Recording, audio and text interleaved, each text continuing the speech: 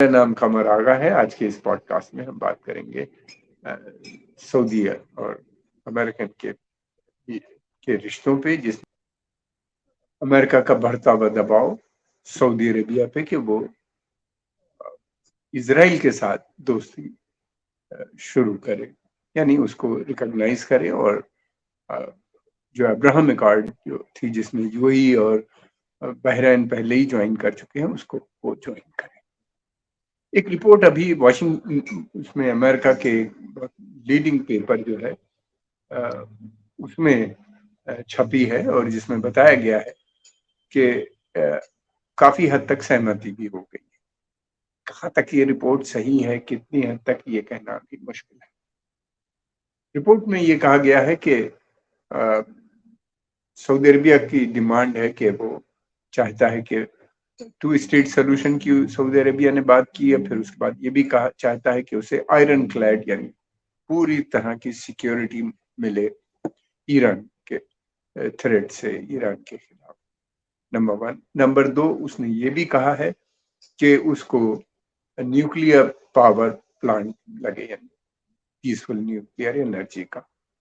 और साथ में ये भी कहा है कि उसको यूरेनियम इनरिचमेंट करने की भी परमिशन मिले। और उसके साथ और भी बहुत सी चीजें हैं। जो दूसरी चीज, ये अमेरिका का मानना ये है कि, कहने का मतलब ये कि वो अपने रिश्ते जो सुधार रहा है ईरान से, चाइना से या रशिया से, उस पर एक लिमिट होनी चाहिए। बहुत ज्यादा उधर नहीं जाना चाहिए उसको। फिर ये भी वो ये चाहते हैं कि सीरिया को जिस तरीके से अरब लीग में दिया गया है, वो उससे भी नाराज नजर आते हैं, खुश नहीं। और क्योंकि वो बशर अल असद की गवर्नमेंट के खिलाफ है। बेसिकली देखा जाए तो वो यही चाहते हैं कि जैसे सऊदी अरबिया की पहले पॉलिसी थी उसी पे रहे। यानी जो क्राउन प्रिंस मोहम्मद बिन सलमान है वहाँ के, उनका मानना यह है कि वो उनकी कोशिश ये है कि वो इंडिपेंडेंट फॉरेन पॉलिसी बनाए, वो किसी दूसरे देश के ऊपर निर्भर ना हो। और वो चाहते हैं कि अपनी निर्भरता को भी कम करने पे अमेरिका या पश्चिमी देशों के ऊपर, और सेल्फ रिलायंस की बात कर रहे हैं और तेल के ऊपर डिपेंडेंट नहीं रहना चाहते। फिर इसके अलावा वो ये भी बात कर रहे हैं कि वो जो है तेल की पॉलिसी जो है या तेल की प्राइस जो है, वो ऑयल कंपनीज अमेरिकन यूरोपियन नहीं तय करेंगी, बल्कि वो स्वयं करेंगे। और पिछले काफी समय से वो रशिया के साथ मिलकर ऐसा कर भी रहे हैं। कभी प्रोडक्शन कम करके तेल की कीमतों को बढ़ा देते हैं अगर जब ज्यादा तेल मार्केट में आ जाता है। इसके अलावा ये भी है कि और भी बहुत से इश्यूज हैं जिसके बारे में इशारा मिलता है। लेकिन अमेरिका के जो वहाँ के नेशनल सिक्योरिटी एडवाइजर के स्पोक्स पर्सन जॉन किर्बी का कहना यह है कि अभी सहमति नहीं हो पाई है, कई राउंड ऑफ टॉक्स की जरूरत है, उसके बाद ही कभी हो पाए। समस्या यह है कि इसराइल जो है वो उसकी नीति में परिवर्तन नहीं, वो चाहता है कि आप उसको रिकॉग्नाइज करो, मगर वो वही काम करेगा जो करता चला है। यूएई ने भी रिकॉग्नाइज कर दिया, यमन ने भी और बहरीन ने भी रिकॉग्नाइज किया, और दूसरे देशों ने भी उसको रिकॉग्नाइज किया है। अरब के इजिप्ट है, जॉर्डन है, मोरक्को है, सूडान है, और कई एक देश जो है वो भी रिकॉग्नाइज करने की इच्छा रखते हैं। लेकिन ये कि जो इसराइल की पॉलिसी, उसमें कोई परिवर्तन नहीं रहा। पैलेस्टीनियन का दमन उसी तरह से जारी है। टू स्टेट सोल्यूशन की जो बात की जाती है उस पर कोई अमल नहीं। बल्कि इसराइल ने तो अब यहाँ तक कह दिया है कि वो फिलिस्तीनी स्टेट के ही फेवर में नहीं है। सऊदी अरबिया का मानना यह है, जो पहले से उनकी नीति रही है, कि वो टू स्टेट सोल्यूशन में यकीन रखते हैं। उनकी डिमांड यह है कि वो इसराइल जो है पूरी तरीके से जो 1967 की वार में जितनी भी जमीनें अरब लैंड को कब्जा किया था उसको विड्रॉ करे, पैलेस्टाइन का गठन हो, और पैलेस्टाइन का जो कैपिटल होगा वो ईस्ट जेरूसलम होगा। ये अरब लीग की भी पोजीशन है, और ये पीस प्लान भी यही था पहले। सऊदी पीस प्लान भी इसको कहा जाता है, अरब लीग ने जिसको इंडोर्स किया। इसमें तो कोई सवाल ही नहीं होता कि इसराइल इस चीज को माने, कभी भी मानेगा। इजराइल जो है उसकी ये है कि इतना प्रेशर बिल्डअप करो कि अरब जो है वो उसको मान्यता प्रदान करे। उसका मानना यह है कि अरबों को उसकी जरूरत है, क्योंकि ईरान को वो बताता है कि बहुत बड़ा थ्रेट है। सऊदी अरबिया काफी समय से इस बात को मान भी रहा था कि ईरान बड़ा थ्रेट है, और उनको लगता भी है कि ईरान और शिया एक थ्रेट के रूप में नजर आते हैं। लेकिन साथ में ये भी है कि वो नहीं चाहते कि बहुत कोई जंग हो बड़ी, और जिससे कि हालात बिगड़े। इसलिए कि जो उनकी पॉलिसी है, इंडिपेंडेंट पॉलिसी जिसकी तरफ वो बढ़ रहे हैं, वो उसमें उनको समस्या खड़ी हो जाएगी। ये चलते हुए उनको नजर आता है कि अलग अलग तरीके से, मतलब कि वो इसी कारणवश उन्हीं ने ईरान से भी दोस्ती की, बातचीत का सिलसिला चल रहा है उनका, और एक संधि भी दोनों देशों के बीच में हो चुकी है। अब ये है कि ईरान का मानना ये है कि बिल्कुल उसकी अलग नीति है। तो ये लगता है कि जो पर्शियन गल्फ की सिक्योरिटी है, या पूरे खाड़ी के क्षेत्र की जो सिक्योरिटी है, उसकी जिम्मेदारी वहां के मुल्क देशों की है, न कि बाहर के देशों की। और वो बार बार सऊदी अरेबिया से और दूसरे अरब देशों से यही कहता है कि आप सिक्योरिटी को बड़े देशों को सबलेट न करें, और अमेरिकन ट्रूप्स जो है उनकी यहाँ पे और रहने की कोई आवश्यकता नहीं है, हम सब मिलकर इसकी सिक्योरिटी करेंगे। पिछले कुछ दिनों से लग रहा था कि सऊदी भी इसकी काफी हद तक इस बात से सहमत है। अगर ऐसा होता है तो सऊदी अरेबिया के डिफेंस बजट भी बहुत कम हो जाएगा, उसका जो एक्सपेंडिचर है बहुत ज्यादा, उसमें भी डिफेंस पर कमी आ जाएगी, और एक अमन शांति भी उस क्षेत्र में बन जाएगी।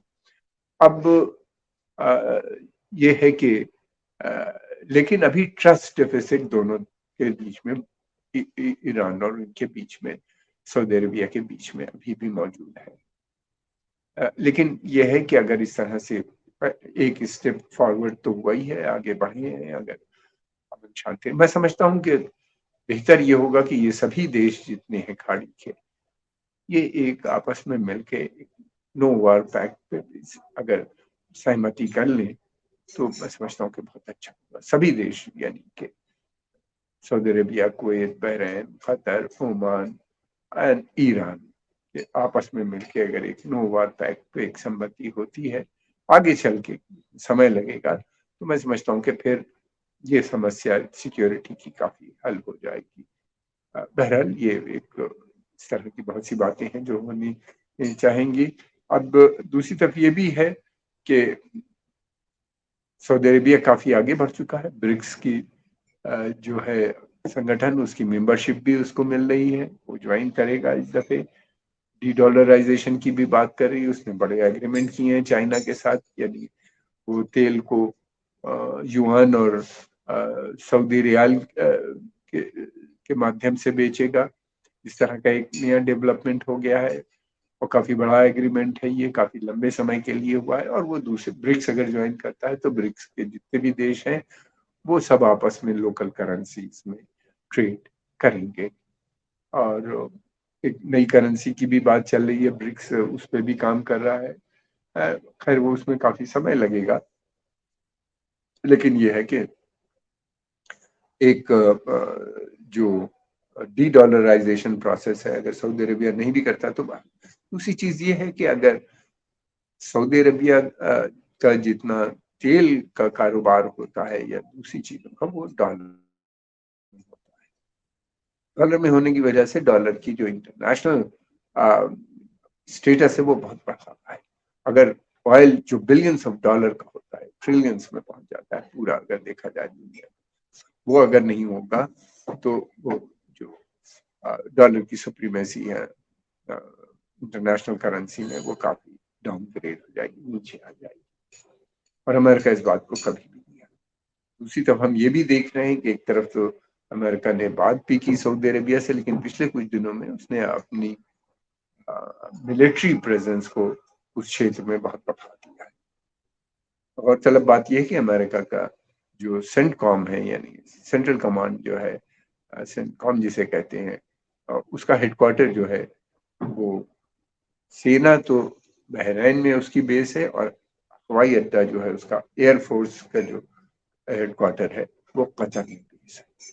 और सऊदी अरेबिया में भी अमेरिकन ट्रूप्स मौजूद हैं और लगभग इन सभी देशों में खाड़ी के अमेरिकन ट्रूप्स मौजूद हैं। सऊदी अरेबिया ये इस तरह से लगातार अमेरिका अपनी प्रेजेंस को इस क्षेत्र में लगातार बढ़ाता जा रहा है। कई हजार ट्रूप्स उसके आ चुके हैं, नेवल आर्मडा भी वहां पे पहुंच चुका है गल्फ ऑफ हॉर्मुज में। उनका कहना यह है कि उनको खतरा ईरान से है और उससे गल्फ ऑफ इसलिए क्योंकि तेल का जितना फ्लो है, जितने तेल के शिप्स हैं वो इसी क्षेत्र से पास होते हुए जाते हैं गल्फ ऑफ हॉर्मुज से निकल के, फिर वो स्ट्रेट ऑफ मलाका तक और फिर पैसिफिक से अमेरिका और यूरोप के भी दूसरे देशों में इसी रूट से तेल और गैस की सप्लाई होती है भारत और सभी देशों को। तो उसका कहना यह है कि ईरान इस क्षेत्र को चोक कर सकता है, इसलिए उन्होंने अपनी प्रेजेंस वहां पे बढ़ा दी है। और ये भी कह रहे हैं कि ईरान के जो रिवोल्यूशनरी गार्ड है, नेशनल गार्ड है या दूसरी सेना जो है, उसका एक थ्रेड बना हुआ है शिपिंग लाइन्स में, शिप्स के ऊपर जो वहां से तेल लेके जाते हैं या दूसरे सामान लेके जाते हैं। क्योंकि पिछले कुछ समय में ईरान ने कई ऑयल टैंकर्स को रोक लिया था, ये कह के कि ये तस्करी कर रहे हैं, जो अलाउड नहीं है। प्रेजेंस आर्मी की बढ़ाने का मतलब ये है कि ये भी एक तरह का प्रेशर है सऊदी अरबिया का के, और ये एक इंडिकेशन है कि तुम जो भी करो हम यहाँ से नहीं जाने वाले। और देखना यह है कि अब किस तरीके से आगे की मूव होती है सऊदी डिप्लोमेसी। क्या सऊदी अरेबिया अपनी जो पॉलिसी उसने अडॉप्ट की उसमें रोल बैक करेगा और पुरानी पॉलिसी पे वापस जाएगा, जो एक मुश्किल काम नजर आता है। दूसरी तरफ ये भी एक बड़ी समस्या है कि सऊदी अरेबिया सिक्योरिटी के को देखा जाए तो काफी हद तक डिपेंडेंट है अमेरिका को, और उसको करना और उसके बचने का एक ही तरीका है कि नो वार पैक्ट और बहुत सी चीजें। लेकिन अगर ऐसा करता भी है तो क्या अमेरिका इसराइल बात तब भी वो मानेंगे? वो जहाँ पे आ गए हैं वो वहां पे से जाएंगे नहीं, और वो इस बात पे भी जोर दे रहे हैं कि जो डिफेंस पैक्ट है उसको रेटिफाई होना चाहिए सऊदी अरेबिया के साथ। सऊदी अरेबिया पे प्रेशर भी है। सऊदी अरेबिया का क्या डिफेंस पैक्ट है उसके बारे में मालूम नहीं है लोगों को ज्यादा, लेकिन इतना जरूर है कि ऑयल फॉर सिक्योरिटी एग्रीमेंट जरूर है उनके साथ, बहुत समय से आ रहा है। इस एग्रीमेंट के तहत वो अमेरिका को सस्ता तेल सप्लाई करते हैं, अमेरिका उसके बदले में उनको सिक्योरिटी प्रदान करता है। लेकिन ये सऊदी अरेबिया का मानना यह है कि तेल तो जरूर सस्ता प्रदान करता है, लेकिन अगर हम वहां पे कोई इंटरनल क्राइसिस आती है या कोई वैसी क्राइसिस आती है तो अमेरिका रिजीम को बचाने के लिए नहीं आएगा। जैसा कि उसने इजिप्ट में हुस्नी मुबारक की रिजीम को सेक्रीफाइस करा दिया, या कोई बड़ा मूवमेंट इंटरनल खड़ा होता है तो उसमें ट्रस्ट डेफिसिट भी नजर आता है इन दोनों के बीच में। बहरहाल आज के इस पॉडकास्ट में इतना ही। आगे हम फिर बात करेंगे एक नए सब्जेक्ट को लेके आपके सामने। अगर आपको ये पसंद आया है तो आप इसको कमेंट, अपने कमेंट जरूर लिखें नीचे दिए हुए कमेंट बॉक्स में। और दूसरी बात ये कि इसको आगे भी बढ़ाने का कष्ट करें। आपका बहुत बहुत धन्यवाद।